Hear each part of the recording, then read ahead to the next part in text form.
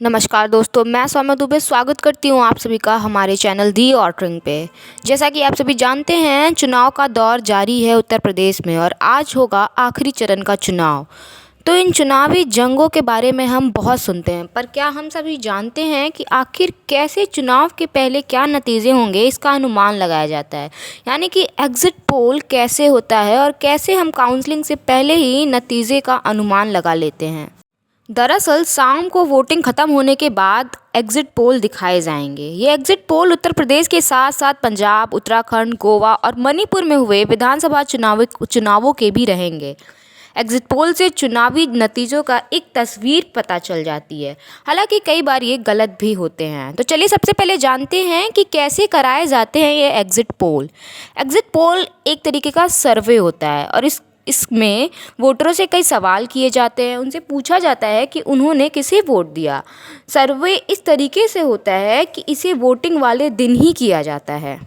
जो एजेंसियां ये सर्वे कराती हैं वो वोटिंग वाले दिन पोलिंग बूथ के बाहर खड़ी रहती हैं इंतज़ार में कि जब वोटर अपने वोट का मतलब मतदान दे के जब वो बाहर आएँ तो उनसे वो सवाल जवाब कर सकें, जिसका एनालिसिस किया जाता है और इसी के आधार पर चुनावी नतीजों का अनुमान लगाया जाता है। भारत में ऐसी कई सारी एजेंसियाँ हैं जो एग्ज़िट पोल करवाती हैं।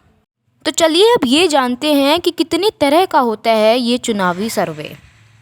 दरअसल इलेक्शन के ये जो सर्वे होते हैं वो मुख्यतः 3 प्रकार के होते हैं: प्री पोल, एग्ज़िट पोल और पोस्ट पोल।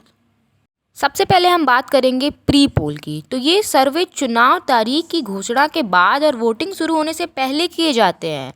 5 राज्यों के चुनाव की तारीख का ऐलान 9 जनवरी को हुआ था और 10 फरवरी से पहले चरण की वोटिंग शुरू हुई थी। तो प्री पोल सर्वे 9 जनवरी के बाद और 10 फरवरी से पहले हो चुके होंगे। अब बारी आती है एग्ज़िट पोल की। तो ये सर्वे वोटिंग की तारीख वाले दिन ही होता है। इनमें वोटरों का मन टटोलने की कोशिश की जाती है। 7 चरण में, जैसा कि आप सभी जानते हैं, उत्तर प्रदेश में चुनाव हो रहा है, तो ऐसे ही हर चरण की वोटिंग वाले दिन ही ये सर्वे कराया जाता है। पोलिंग बूथ के बाहर खड़े रहते हैं सर्वे करने वाले और लोगों से पूछताछ करते हैं कि किस प्रकार से उन्होंने किन मुद्दों पे वोट दिया और किन्हें दिया। ये जानकारी निकलवाने की वो कोशिश करते हैं। अब बात आती है पोस्ट पोल की।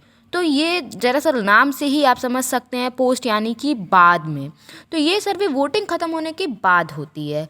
अब उत्तर प्रदेश का हम अगर उदाहरण लेते हैं तो 7 मार्च को वोटिंग ख़त्म हो जाएगी।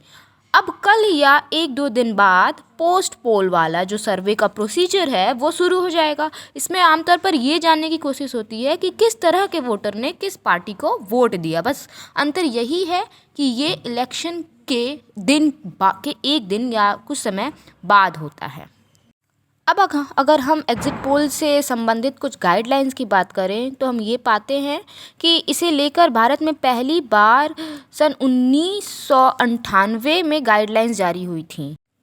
चुनाव आयोग ने आर्टिकल 324 के तहत 14 फरवरी 1998 की शाम 5 बजे से 7 मार्च 1998 की शाम 5 बजे तक एग्ज़िट पोल और ओपिनियन पोल के नतीजे को टीवी और अखबारों को छापने या दिखाने पर रोक लगा दी थी। तो अगर हम बात करें कि इसके बाद समय समय पर चुनाव आयोग एग्ज़िट पोल और ओपिनियन पोल को लेकर गाइडलाइंस जारी करते रहता है। अगर हम इस समय के चुनावों का उदाहरण लेते हैं तो हम पाते हैं कि इस बार भी 5 राज्यों के चुनाव के लिए चुनाव आयोग ने एग्ज़िट पोल की गाइडलाइंस जारी की थी। इनमें 10 फरवरी की सुबह 7 बजे से लेकर 7 मार्च की शाम 6:30 बजे तक एग्ज़िट पोल के नतीजे दिखाने पर रोक है। चुनाव आयोग की ये गाइडलाइंस न सिर्फ टीवी चैनल या मीडिया बल्कि आम लोगों पर भी लागू होती है। कानून के तहत अगर कोई भी चुनाव प्रक्रिया के दौरान एग्ज़िट पोल या चुनाव से जुड़ा कोई भी सर्वे दिखाता है या चुनाव आयोग की गाइडलाइंस का उल्लंघन करता है तो 2 साल तक की कैद या जुर्माना या फिर दोनों की ही सज़ा हो सकती है। हम ये नहीं कह सकते कि ये जो एग्ज़िट पोल हैं ये हर वक्त सही साबित होते हैं। ऐसा कई बार देखने को मिला है, जो चुनाव का इतिहास है उसमें, कि ये एग्ज़िट पोल गलत साबित हुए हैं। जैसा कि 2004 में ही ये एग्ज़िट पोल गलत साबित हुए थे। 2004 में एग्ज़िट पोल में कहा जा रहा था कि बीजेपी सबसे बड़ी पार्टी बनेगी और एनडीए की ही सरकार बनेगी, लेकिन जब नतीजे सामने आए तो एनडीए 200 का आंकड़ा भी पार नहीं कर पाया। और वहीं जब हम बात करते हैं कांग्रेस की, तो कांग्रेस सबसे बड़ी पार्टी बनी और यूपीए की सरकार बनी। तो ये था आप सभी के लिए एग्जिट पोल से जुड़े हुए कुछ तथ्य और कुछ जानकारियाँ। बने रहें बाकी खबरों के लिए हमारे चैनल दी ऑर्डरिंग के साथ। धन्यवाद।